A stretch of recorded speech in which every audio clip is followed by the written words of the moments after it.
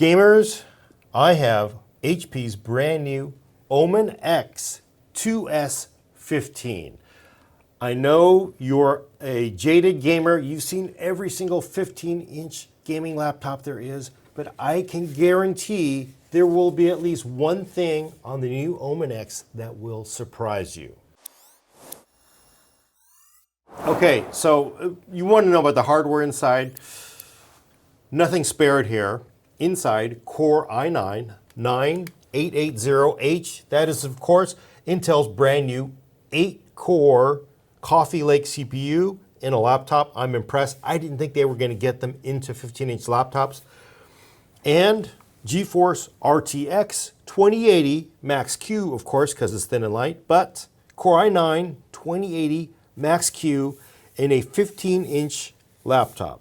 And that's super thin. Super thin, right? Because I think it's about 22 millimeters thick, HP says. And it's thick. Because all gamers, they want to know, like, well, how do you get all that hardware in here? Is it going to throttle? Is it going to throttle? Well, first you can see, look at the bottom. It's got very aggressive intakes. Half this bottom is vented. You've got 4 heat pipes, I believe. One of them shared, 2 fans, 3-phase, 12 watts apiece. They're moving a lot of air. There's also exhaust ports on the back. And unfortunate for us righties, exhaust port here, but you don't want this thing to throttle. You don't want to give up that performance. So HP made the right decision, sucking in all that cool air, blowing all that out. But is that all they did for the Is that all you did? Because look, we're talking Core i9 8-core and a 2080 Max-Q. What did HP do to make sure that this laptop is not going to throttle hard? What they said is like, a lot of people will go out and they'll buy a gaming laptop and everybody says, well, we'll just go ahead and take it apart and redo the cooling. HP says, you know what? You buy the Omen X, we're going to do it from the factory for you. So rather than the toothpaste that you usually get from other vendors and most cheaper laptops, HP says on this, they're using Grizzly Conductonaut. That's liquid metal thermal material on the CPU itself. Wow. It's on the CPU, not the GPU, and HP says main reason is you really need the cooling on that CPU because you've got 8 cores pushing out a ton of heat from a really dense, very small die. And by doing the liquid metal, they're achieving a really great performance benefit. I think they were saying 28% in Apex Legends, maybe 9% in Blender CPU loads. So just moving from the cheaper, low-grade thermal paste to the liquid metal, they're seeing a huge performance increase alone. Let's go to the ports.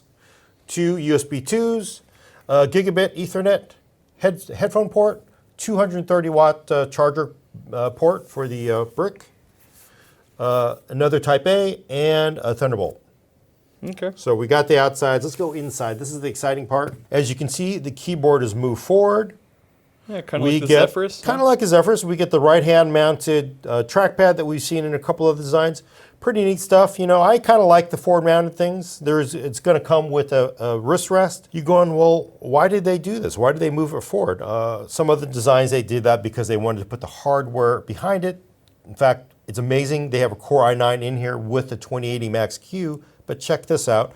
The 2S gives it away.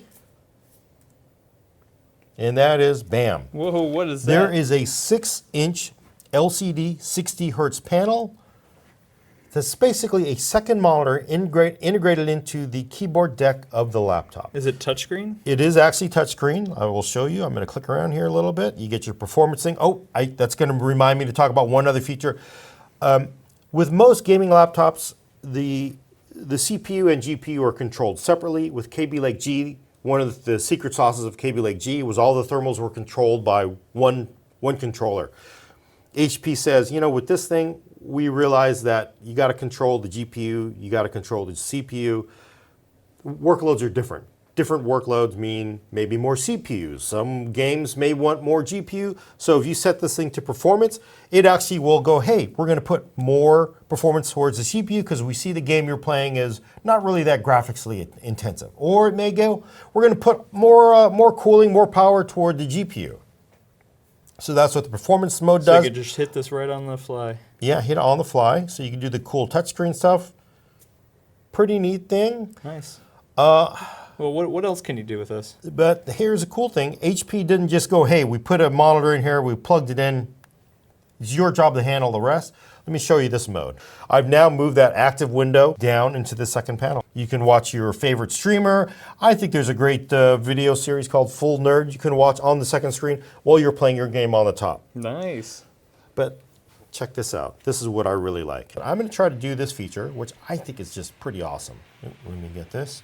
So if you want to go to your map, this is what is super clever, because if you play a game and they don't support multi-monitor, HP has a utility that's built into screen copy, basically mirror what's on your main monitor playing your game. So now you have a blown up version of the map on the 6-inch screen. Real time. It's happening in real time. Whatever I've told it to clip from here ends up here. That's super clever. I mean, because a lot of these sort of dual screen applications, it's cool, but if the game doesn't support it and you don't want to watch YouTube or look at Facebook or monitor other things on there, you want to use it for gaming, this lets you use it for virtually any game that you play where you can use a magnified portion of the screen.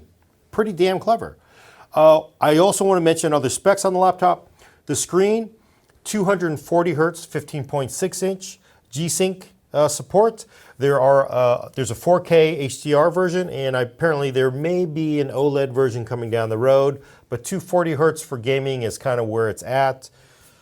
Inside, we didn't talk too much about, besides that it's got the cool Conductonaut from the factory, but there's two M.2s for storage. HP tells me, I didn't open this up, but they showed me a picture.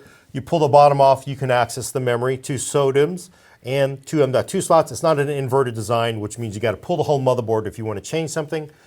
And the other thing that's very noteworthy to mention on the Omen X15, 2S15, is that despite being a really small laptop with a Core i9, with a 2080, with 2 screens, it actually has a 77 watt-hour battery. I really respect that, even though with G-Sync, the mileage is not going to be great, but you're going to want to take this on the road with you. You may want to use it, and I think they say you can probably get about 5 hours of normal use out of it, which is not bad. Some other laptop designs said, you know what, we're just going to give up on the battery. We know you're not going to use it. You get virtually no battery life. This actually gives you pretty decent battery life, probably. So, a lot of features here. Price, Core i7, 16 gigs, 1 terabyte version, probably about $26.99. Throw on they don't have a price for the Core i9 configuration, but I'm going to guess once you throw on the Core i9, you're looking at closer to $3. Availability, end of May, I believe. And I can't wait to see this because one, I think the the second screen that just you don't even know it's there. Let me turn this off. Turn this off. You don't even know there's a second screen there. That's just a cool feature. And amazing that it's in something this thin. And I really want to see what the difference is between this Core i9 with that Conductonaut liquid metal from the factory, folks. From a big OEM, that's never been done before as far as I know. I really am interested to see how the Core i9 with the liquid metal performs. So I can't wait to get this in my hand. Check out the full review on PCWorld.com, hopefully very soon. It's coming out in May, so we want to see it, HP.